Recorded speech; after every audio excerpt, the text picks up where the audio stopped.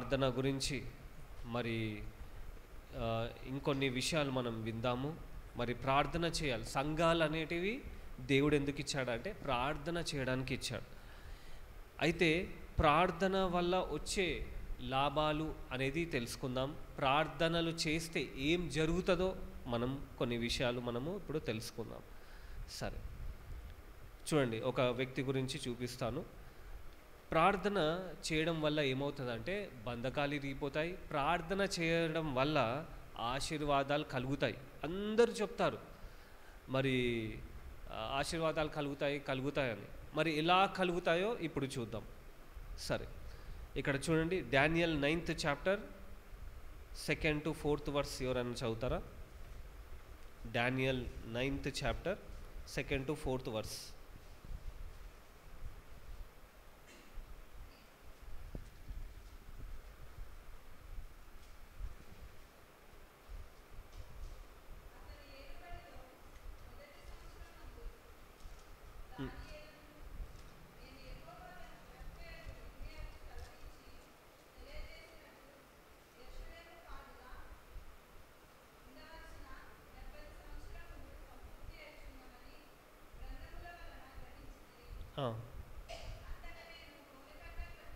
కట్టుకొని వేసుకొని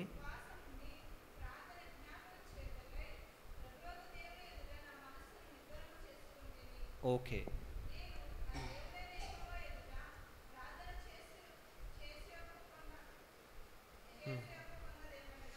చాలా ఇక్కడ మనం చూడండి, 2nd వర్స్ ఒకసారి చదవండి. During the first year of his reign I Daniel learned from the reading. అక్కడ ఏమంటున్నారు చదవండి ఒకసారి.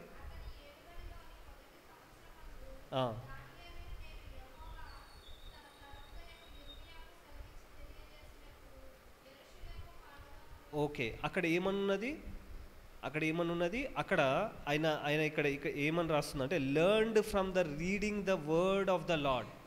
ఈయన ఏం చేస్తున్నాడంటే దేవుని యొక్క వాక్యాన్ని చదివి ఈయన ఒక విషయం తెలుసుకున్నాడంట. దేవుని యొక్క వాక్యాన్ని చదివి, అందుకనే సంఘము క్రైస్తవులు అనే వారు ఏం చేయాలంటే వాక్యాన్ని చదివి దాన్ని బట్టి వినినది అక్కడ రాయబడింది. ఆ రాయబడింది ఈయన చదివి ఈయన ఏం చేస్తున్నాడు, ప్రార్థనలో వెళ్ళిపోయాడు. అందుకనే మనము విన్న వాక్యముని బట్టి మనం ప్రార్థన చేయాలి. వాక్యము విని ప్రార్థన చేయాలి, వాక్యము చదివి ప్రార్థన చేయాలి. అయితే ఈయన చూడండి, ఈయన ఏం చేస్తున్నాడంటే ఇక్కడ the word of the lord as revealed to Jeremiah అనే ప్రవక్తకి బయలుపరచబడిన వాక్యాన్ని చదివి ఈయన ఏం చూస్తున్నాడంటే మరి ఇజ్రాయెల్ ప్రజల పైన ఇక్కడ ఏంటి శ్రమ రాబోతుందని తెలుసుకొని ఈయన ఉపవాసము ప్రార్థనలోకి వెళ్ళిపోయాడు. ఇంకా మనం చూస్తుంటే అక్కడ 4th వర్స్లో I prayed to the Lord my God and confessed.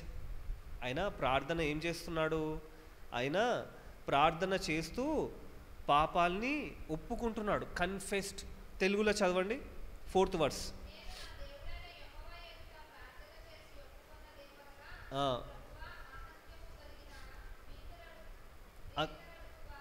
Okay, చాలమ్మా. ఇక్కడ మనం చూస్తున్నాము ఆయన ప్రార్థన చేసి ఒప్పుకుంటున్నాడు. ఇక్కడ కన్ఫెస్డ్ అని ఉండదు. అంటే ఏంది, తప్పు జరిగింది, పాపము జరిగింది. ఆయన ఏం చేస్తున్నాడు, ఆయన ప్రార్థన చూడండి డానియల్ గారు ఎలా చేస్తున్నారంటే ఆయన ఒప్పుకుంటూ పాపాలని ఒప్పుకుంటూ ప్రార్థన చేస్తాడు. ప్రార్థన అనేది ఎలా మొదలు పెట్టాలంటే మనము మన పాపాలని ఒప్పుకుంటూ ప్రార్థన చేయాలి. ఎందుకంటే మన పితరుల యొక్క పాపం ఉంటుంది, లోకము యొక్క పాపం ఉంటుంది, మన చుట్టుపక్కల ఉన్న ప్రాంతం యొక్క పాపం ఉంటుంది. మరి తెలుసో తెలియక మీరు ఎవరి దగ్గర అయితే పని చేస్తున్నారో వాళ్ళు అక్కడ ఏం చేశారో ఏమైందో మనకు తెలియదు. అన్నిటి విషయంలో మనం ఏం చేయాలంటే పాపాలని ఒప్పుకోవాలి. అక్కడ పాపాలను ఒప్పుకొని ఆయన ఏం చేస్తున్నాడు, నేను కన్ఫెస్ చేస్తున్నా అని అంటున్నాడు. I prayed to the Lord my God and confessed. ఆయన ఏం చేస్తున్నాడు, కన్ఫెస్ చేస్తున్నాడు. ఆయన కన్ఫెస్ చేస్తూ ప్రార్థన చేస్తున్నాడు. ఇంగ్లీష్ బైబిల్లో చాలా క్లియర్గా ఉంది. అందుకని ప్రార్థన చేస్తున్నప్పుడు మన పాపాలన్నీ ఒప్పుకోవాలి. మన పితరుల యొక్క పాపాలు, మన యొక్క పాపాలు, లేక ఏమంటారు మన చుట్టుపక్కల ఉన్న ప్రాంతం యొక్క పాపాలు, ఇవన్నీ అనేకమైన పాపాలు తెలియకుండా మన పైన పనిచేస్తుంటాయి. అందుకని ప్రార్థనలో మనం మొదటిగా అలా చేయాలి. సో ఈయన ఉపవాస ప్రార్థనలో వెళ్ళిపోయి వాక్యము చదివి కొన్ని విషయాలు తెలుసుకొని దాన్ని బట్టి ఈయన కొరకు కాదు, ఈయన ఏం చేస్తున్నాడు, మరి దేవుని యొక్క ప్రజలు నశించిపోతారని తెలిసి వారి కొరకు ఈయన ప్రార్థన చేయడం మొదలుపెట్టారు. Right. 10th chapter 2nd to 3rd verse చదవండి. 10th చాప్టర్లో 2nd to 3rd వర్స్.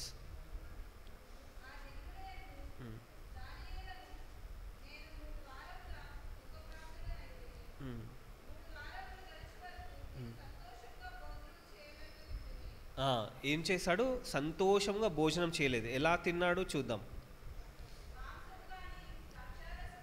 మాంసము కానీ ద్రాక్షరసము కానీ రాలేదు, చేసుకొనలేదు.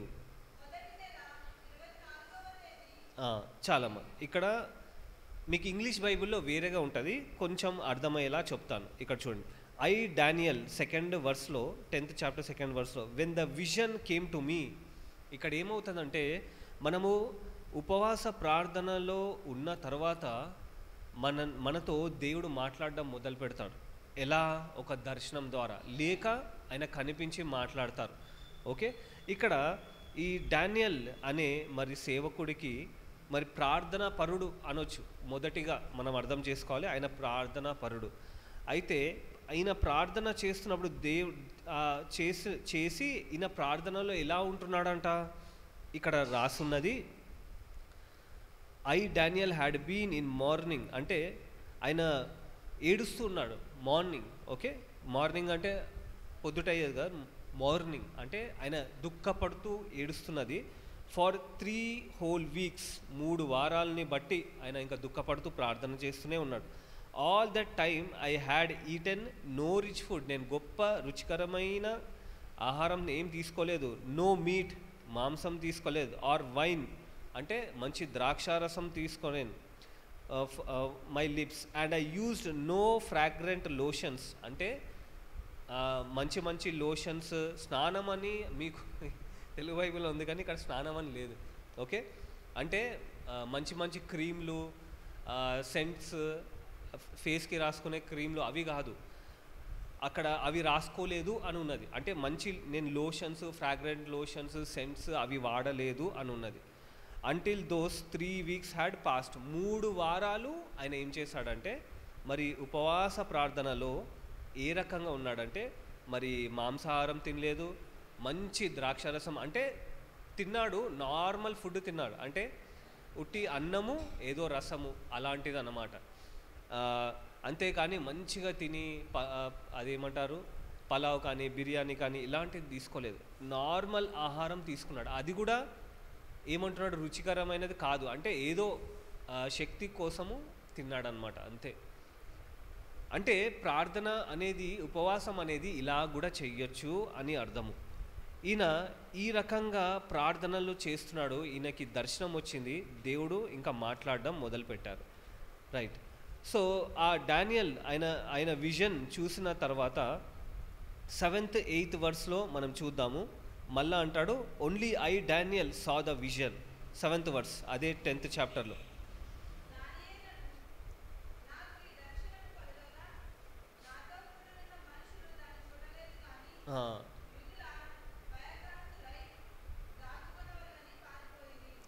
చూడండి, ఇక్కడ దీనికన్నా ముందు నుంచి మనం చదువుదాము.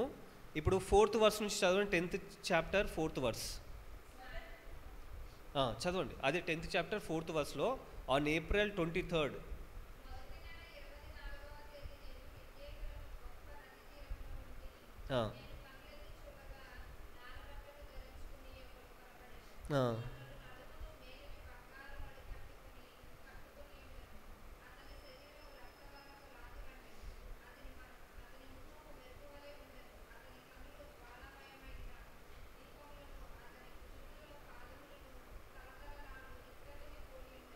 ఉండేది.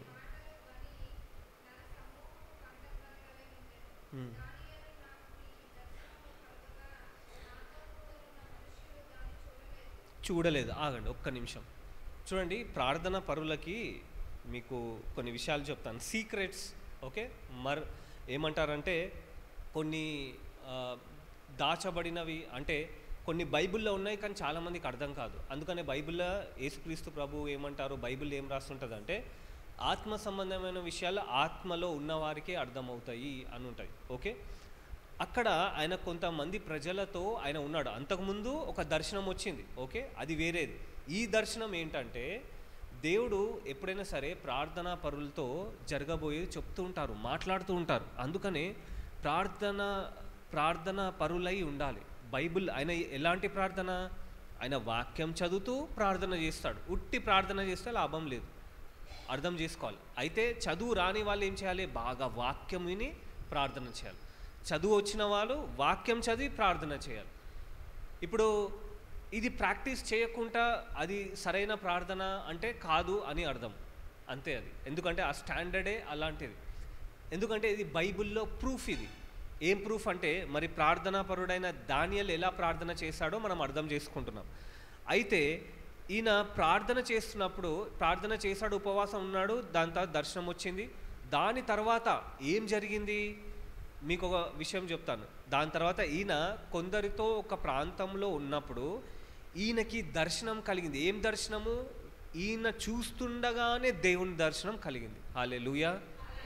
అక్కడ ఆయన అంటున్నారు, ఈ దర్శనం నేను తప్ప ఎవరు చూడలేకపోయారు, ఆ వెలుగుని చూసి పారిపోయారు అని అంటున్నాడు.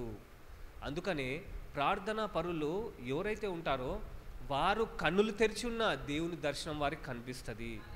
హల్లెలూయా. అది మిగతా వారికి కనిపించదు, ఎందుకంటే వాళ్ళు ప్రార్థనా పరులు కారు కాబట్టి. అందుకనే మనం చాలా ప్రార్థన చేయాలి.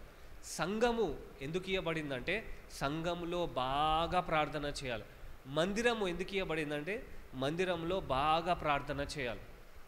మనం యేసుక్రీస్తు ప్రభువు గురించి మనము అర్థం చేసుకున్న, ఎలైజా గురించి అర్థం చేసుకున్న, మీరు చూడండి ఎలైజా, ఎలీషాలు ప్రవక్తలు.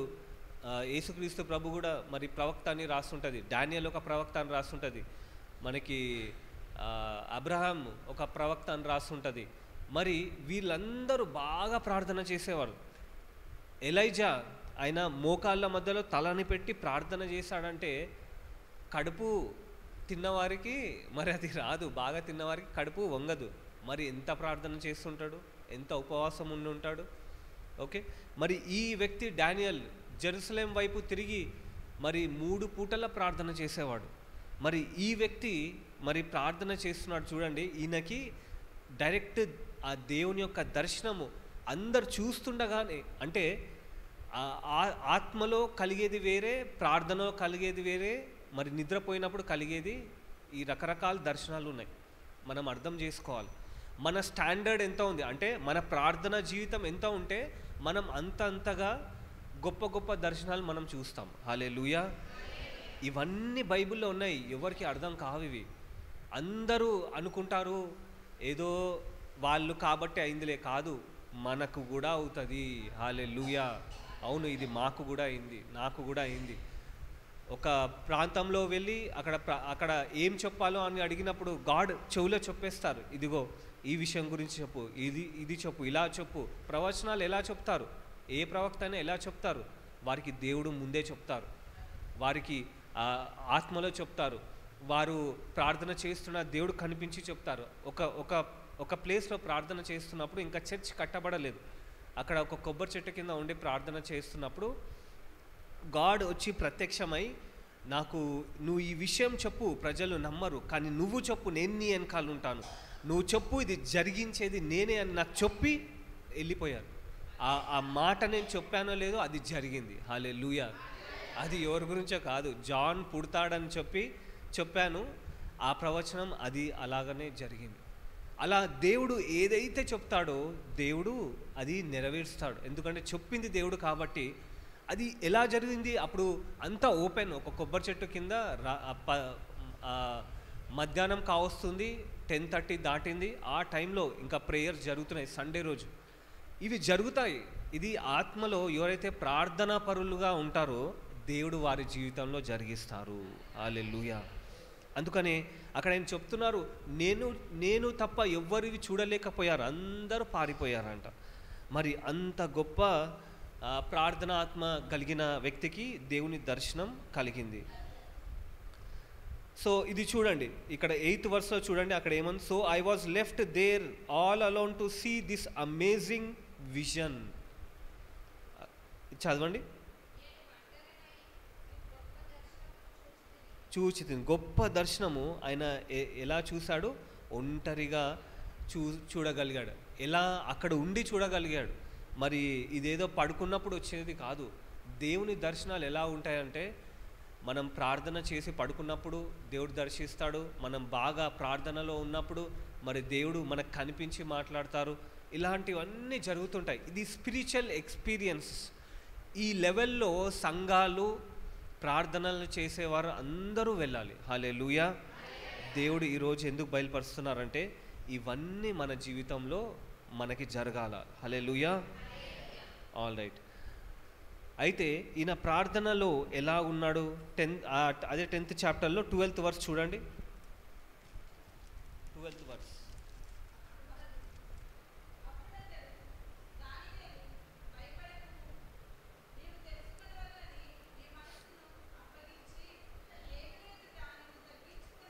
దేవుని ఎదుట నీవు తగ్గించుకొనిన ఆ మొదటి దినము. ఇక్కడ చూడండి, ప్రార్థనలో ఏం చేయాలి? తగ్గించుకోవాలి. ప్రార్థన చేసే విధానాలు చాలా నేర్చుకోవచ్చు. ఇక్కడ చాలామంది తగ్గించుకోరు. మొదటిగా మన హృదయాన్ని సరి చేసుకోవాలి, మన మనసుని సరి చేసుకోవాలి. అందుకనే మన పాపాలని మనం దేవుని ఎదుట చెప్పి మన పాపాలని ఒప్పుకోవాలి. ఎందుకంటే పాపం ఉన్నప్పుడు దేవుడు ప్రార్థన వినడు అని బైబిల్లో ఉన్నది. సో ఆ ప్రార్థన చేస్తున్నప్పుడు ఎంతటి ఆ టైం, ఆ రోజు ఏదైనా కావచ్చు. దానియేలు చేసింది ఏంటో తెలుసా? మీరు దానియేలు గురించి చదివితే ఆశ్చర్యపోయేది ఏంటంటే, ఈయన 3 పూటలు ప్రార్థన చేసింది పాపాలు ఒప్పుకోవడానికంట. గాడ్కి థ్యాంక్స్ చెప్పేవాడంట. పాపాలు ఒప్పుకొని థ్యాంక్స్ చెప్పేవాడు. మనం చెప్తామా? మనం అలా మన అవసరాలే మాట్లాడతాం కదా. నాకు అది కావాలి, నాకు ఇది కావాలి, నాకు ఇది చేయి, అది చేయి. కాదు, దానియేలు ఎలా అంటేవాడంటే, 3 పూటలు ప్రార్థన చేసేటప్పుడు ఆయన దేవుడికి థ్యాంక్స్ చెప్పేవాడంట, స్తుతులు చెప్పేవాడంట. మరి పాపాలు ఒప్పుకొని స్తుతులు చెప్పాడు, ఇంకేం అడగలేదు. కానీ ఇది ప్రార్థన చేశాడు. కానీ ఎప్పుడైతే ఈ దేవుని ప్రజలపైన శాపం రాబోతుందని తెలుసుకొని ఉపవాసం ఉన్నాడో, అప్పుడు దేవుని యొక్క దర్శనాలు ఆయన పొందుకోవడం మొదలుపెట్టారు. హల్లెలూయా. అందుకనే మనము మన కొరకు కన్నా ఇతరుల కొరకు ఎక్కువగా ప్రార్థన చేయాలి. సంఘంలో ఉన్న వేరే వారికి మరి బాధలు ఉంటాయి, కష్టాలు ఉంటాయి, ప్రాబ్లమ్స్ ఉంటాయి. మరి క్యాన్సర్ పేషెంట్స్ ఉంటారు, ఎయిడ్స్ పేషెంట్స్ ఉంటారు. వాళ్ళ కొరకు ఎవరు ప్రార్థన చేస్తారు? మనమే చేయాలి. మనం ఇతరుల కొరకు ప్రార్థన చేస్తున్నప్పుడు ఏమవుతుందంటే, మనం ఆత్మలో ఎదుగుతూ ఉంటాము. హల్లెలూయా. మన కొరకు చేసుకున్నప్పుడు జరగదు ఇది మీరు ఇతరుల కొరకు ప్రార్థన చేస్తున్నప్పుడు మనము స్పిరిచువల్గా ఆత్మలో ఎదుగుతూ ఉంటాము. హల్లెలూయా. డానియేల్ అదే చేశాడు. వారి ప్రజల కొరకు, మరి దేవుని ప్రజల కొరకు ప్రార్థన మరి ఆయన చేశాడు. అక్కడ ఏమనుందంటే, నువ్వు తగ్గించుకున్నావు కాబట్టి. ఎందుకు దర్శనాలు చాలామందికి కలగదంటే వాళ్ళు తగ్గించుకోరు. ఈయన తగ్గించుకొని ప్రార్థన చేశాడు అని దేవుని యొక్క దూత వచ్చి చెప్తున్నది. నువ్వు తగ్గించుకున్నావు కాబట్టి దేవుడు మమ్మల్ని పంపించారని చెప్తున్నారు.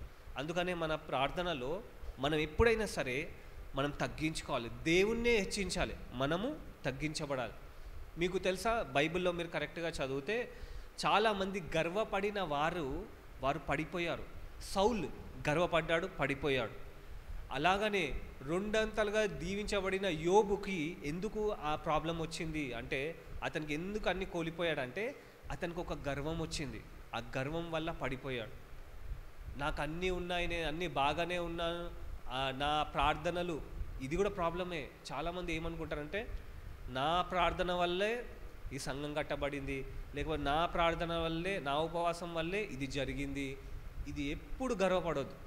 మనకి బైబిల్లో 1 Corinthians 12th చాప్టర్లో 8 to 10th verseలో ఏం రాస్తుంటుందంటే, హీలింగ్, మిరాకిల్స్, విశ్వాసము, దేవుని జ్ఞానము, ఇవన్నీ దేవుడిచ్చిన వరాలు. దేవుడే ఇచ్చారు. మనది మనం పెంచుకోలేము. అది దేవుడే ఇచ్చారు. అంటే మనం ఎంత తగ్గించుకోవాలి? సో దేవుడు ఇచ్చిన ఈ వరాలు దేవుడిది కాబట్టి ప్రార్థనలో కూడా గర్వపడొద్దు.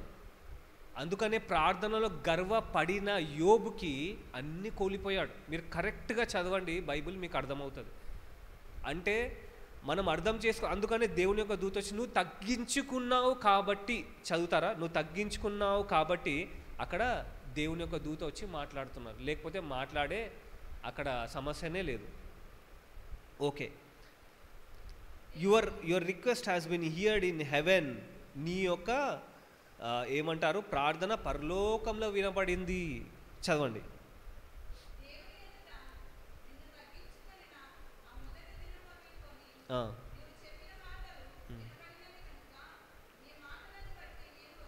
నేను వచ్చి తిని, దేవుడు ఏం చేశారు, దూతని పంపించారు. మరి దేవుని యొక్క దూతలు దేవుని యొక్క మహిమ వారికి వస్తుంది. ఎందుకంటే దేవుని పక్కనే వాళ్ళు ఉంటారు కాబట్టి, వారు దేవునిలో స్తుతిస్తారు కాబట్టి వాళ్ళు ఏమైపోతారంటే దేవుని యొక్క మహిమ ఆ దూతలకు వచ్చేస్తుంది.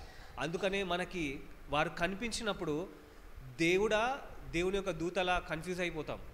కానీ దేవుని యొక్క రూపంలో వస్తారు వాళ్ళు. ఎందుకంటే దేవుడు మనం తెలుసుకోవాలి. అంటే అక్నాలెడ్జ్మెంట్ అంటే ఏమంటారు, ఇప్పుడు మీరు ఏదైనా కొన్నప్పుడు లేకపోతే రేషన్ తీసుకుంటున్నప్పుడు వాళ్ళు ఒక చిట్టి ఇస్తారు కదా. అంటే ఏంటి, మీరు తీసుకున్నారని ఒక చిట్టి ఇస్తారు. అలాగనే దేవుడు ఏం చేస్తాడంటే ఆయననే పంపించారు అని తెలుసుకోవడానికి ఆయన స్వరూపంలో ఉన్న ఆయన స్వరూపంలో దూతల్ని చేసి పంపిస్తారు.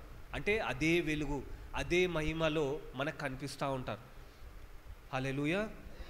సో అక్కడ నువ్వు తగ్గించుకున్నావు కాబట్టి నీ ప్రార్థనలు వినబడ్డాయి పరలోకంలో, అందుకని నేను పంపబడ్డాను. హల్లెలూయా. మరి ఈ రకంగా ఉన్నప్పుడు దేవుడు ఏం చేస్తాడంటే మన ప్రార్థనలకి జవాబుని పంపిస్తారు. హల్లెలూయా. కోపాలు, ద్వేషాలు, అసూయలు, పగలు పెట్టుకొని ప్రార్థన చేయొద్దు. ఇంట్లో గొడవైనా, బయట వారితో గొడవైనా వారిని క్షమించేసేయాలి, వదిలేసేయాలి. తండ్రి వారిని క్షమిస్తున్నా, క్షమాపణ అన్నా చెప్పండి, లేకపోతే హృదయం అన్నా కడుక్కోండి.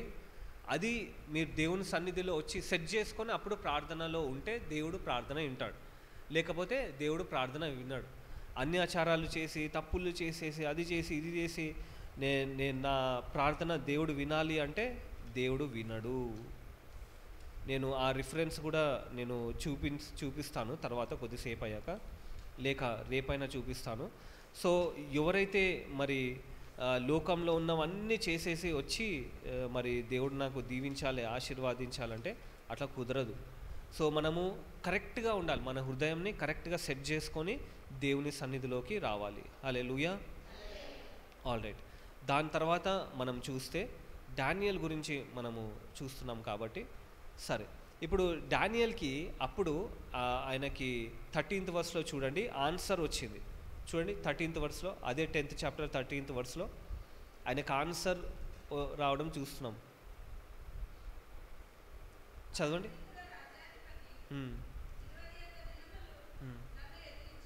ఎదిరించాను.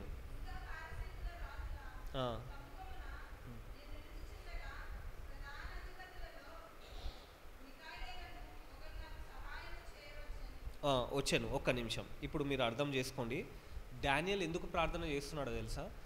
డానియల్ ఉన్న కాలంలో ఒక రాజు ఎవరైతే ఉన్నాడో దేవుని ప్రజలని హింసించడానికి అతనికి అధికారం ఇవ్వబడింది. అతను ఎంతగా హింసిస్తున్నాడంటే దేవుని యొక్క ప్రజల్ని, వాళ్ళు చాలా బాధలు పడుతున్నారు. అయితే ఇప్పుడు దానియేలు ఏం చేస్తున్నాడంటే ఈ హింస నుంచి దేవుని ప్రజల్ని తప్పించండి అని ప్రార్థన చేస్తున్నాడు. అయితే అక్కడ ఏం రాస్తున్నది మీరు కరెక్ట్గా చదివితే 12th వర్స్లో చూడండి. నేను 13th వర్స్లో, but for the 21 days the spirit prince of the kingdom of Persia blocked my way. అంటే ఇక్కడ మీరు అర్థం చేసుకోవాల్సింది ఏంటంటే చాలామందికి చాలా ప్రాబ్లమ్స్ ఉంటాయి కదా. కొంతమంది జీవితాల్లో భర్తలు విన్నారు, కొంతమంది కుటుంబాల్లో పిల్లలు వినరు, లేకపోతే తాగుబోతులాగా మారుతారు, అడిక్షన్స్కి మారుతారు, డ్రగ్స్కి మారుతారు, లేకపోతే తిరుగుబోతుగా ఉంటారు. పిల్లలు మాటలు వినలేదని కొందరు, భర్త మాటలు వినలేదని కొందరు, ఇంట్లో గొడవలు, లేక మిమ్మల్ని ఎవరో మీ వాళ్ళే హింసించడము, బాధ పెట్టడం, ఇవన్నీ జరుగుతూ ఉంటాయి కదా. అసలు ఏం జరుగుతుందంటే ఇలాంటి వాళ్ళ వెనకాల ఒక దురాత్మ ఉంటుంది. బైబిల్ అదే చెప్తున్నది. వాళ్ళ వెనకాల ఏముంటుంది? దురాత్మ. ఇక్కడ చూడండి, చదువుతారా మళ్ళీ ఆ 13th వర్స్ చదవండి.